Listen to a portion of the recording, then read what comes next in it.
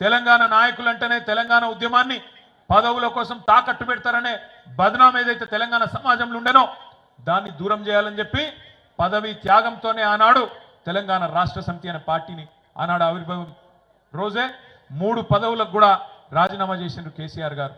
ఆ తర్వాత 14 ఏళ్ల పాటు దెబ్బలు తిన్నాడు, ఎదురు దెబ్బలు తిన్నాడు, అక్కడక్కడ విజయాలు అక్కడక్కడ అపజయాలు అన్ని కూడా చూసిండు కేసీఆర్ గారు.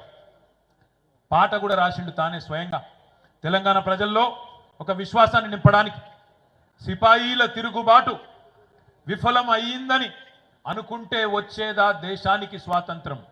సిపాయిల తిరుగుబాటు 1857లో విఫలమైందని చెప్పి ఎక్కడోళ్ళు అక్కడ బీరిపోతే దేశానికి స్వాతంత్రం వస్తుండనా?